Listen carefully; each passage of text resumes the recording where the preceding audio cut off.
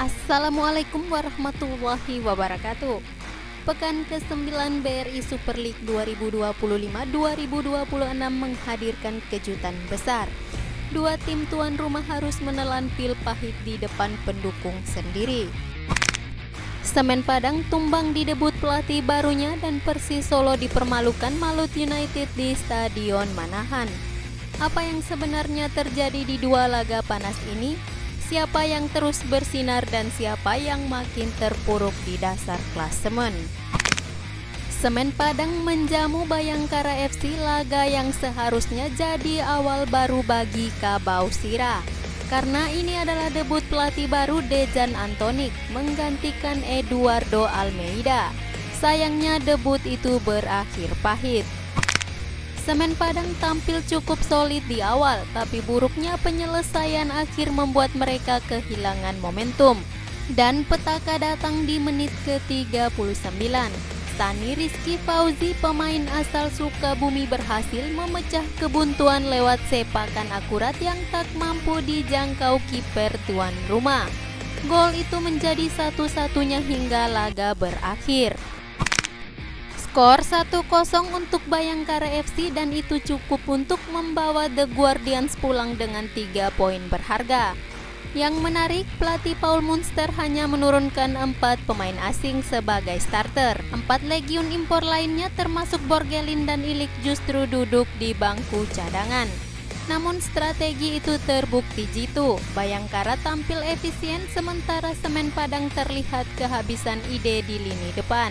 Kekalahan ini memperpanjang tren negatif Semen Padang. Bayangkan dari 5 laga terakhir mereka selalu kalah. Kini Rosat Setiawan dan kawan-kawan makin terbenam di dasar klasemen dengan hanya 4 poin dari 8 pertandingan. Sementara Bayangkara FC perlahan bangkit. Kemenangan ini membuat mereka naik ke peringkat ke-9 mengoleksi 11 poin. Debut yang pahit untuk Dejan Antonik, tapi sinyal positif untuk Paul Munster dan timnya.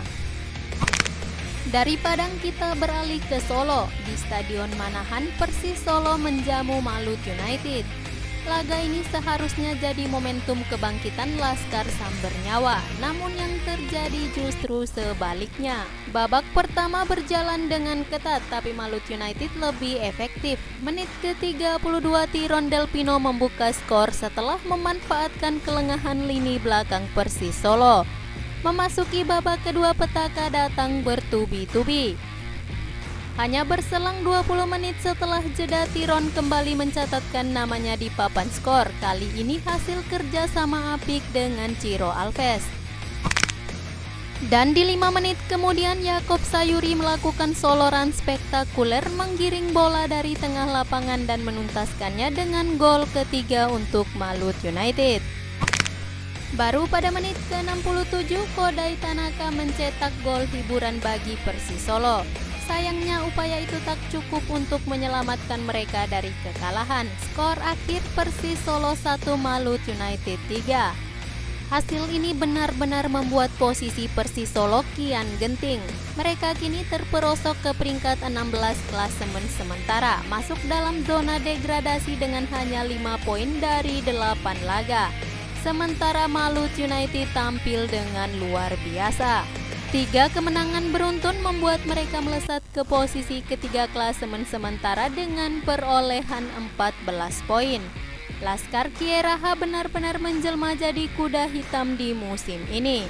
Dengan performa Tiron, Yakob dan Ciro Alves yang sedang panas, Malut United kini layak diperhitungkan sebagai kandidat di papan atas klasemen.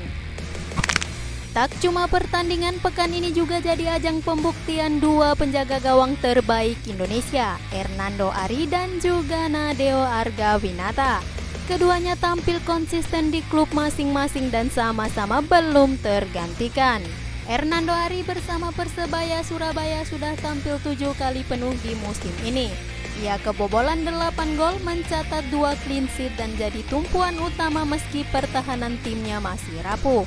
Persebaya kini berada di peringkat ke-11 klasemen dengan perolehan 10 poin.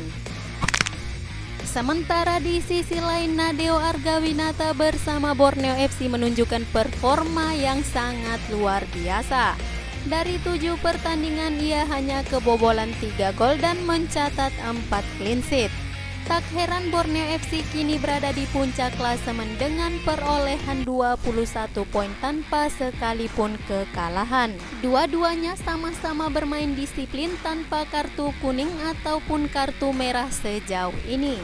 Persaingan sehat di bawah mister gawang antara Hernando dan Nadeo jelas memberi keuntungan besar bagi timnas Indonesia. Dari semua hasil ini ada satu benang merah yang bisa kita tarik.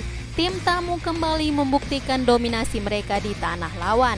Bayangkara FC dan Malut United pulang dengan kepala tegak, sementara tuan rumah Semen Padang dan Persis Solo harus menunduk dengan kecewa. Liga masih panjang, tapi sinyal bahaya sudah terlihat sangat jelas. Apakah Semen Padang dan Persis bisa segera bangkit dari keterpurukan?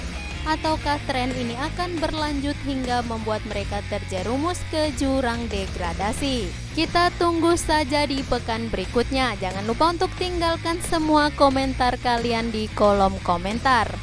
Terima kasih telah menonton. Sampai jumpa di video selanjutnya. Wassalamualaikum warahmatullahi wabarakatuh.